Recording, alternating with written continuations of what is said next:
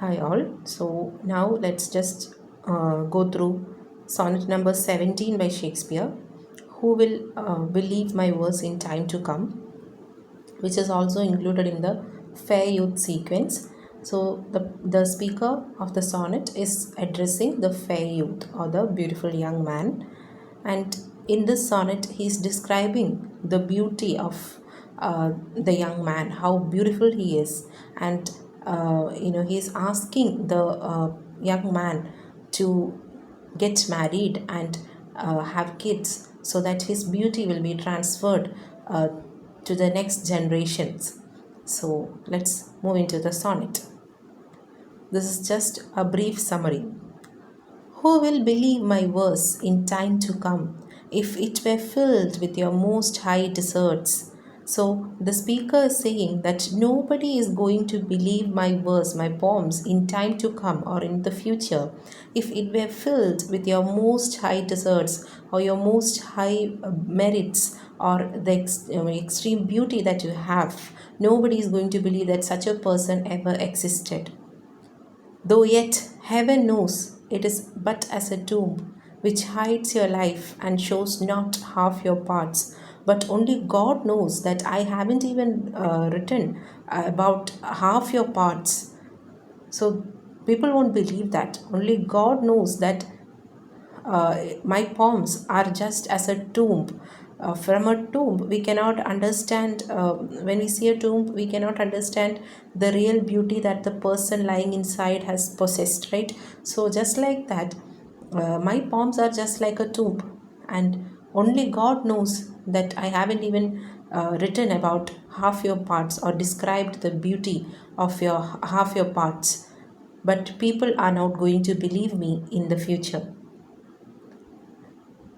If I could write the beauty of your eyes, and in fresh numbers number all your graces, the age to come would say, this poet lies. So, if I could write only about the beauty of your eyes, I can write so much that the age or the future generation will not believe me and will say that this poet is lying. There never existed such a person with so much beauty. The age to come would say this poet lies. Such heavenly touches never touched earthly faces. So people will say that such heavenly touches or such extreme beauty has never touched human beings or earthly faces.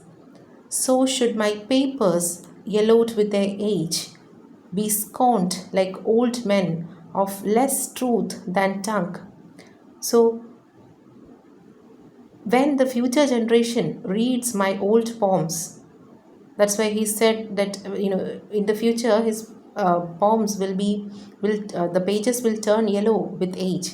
So when in future when the future generation reads his old poems, they will say that it's only an old man's imagination, that he's bragging about all those things. Actually, no person can ever possess so much beauty.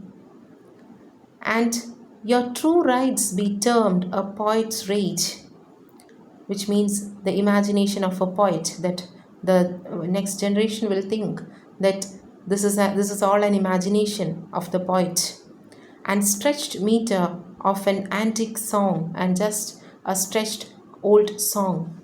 But were some children of yours alive that time, you should live twice in it and in my rhyme.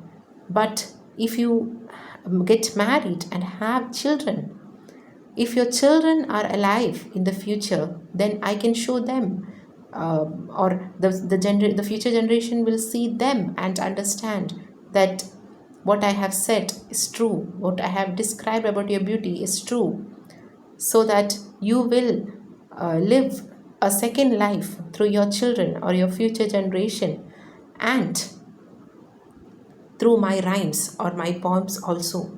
So he's giving a solution to the problem that if your children live during the time to come, then they will be the proof of your beauty. Your child will inherit your beauty, and you will live through the poet's poems also.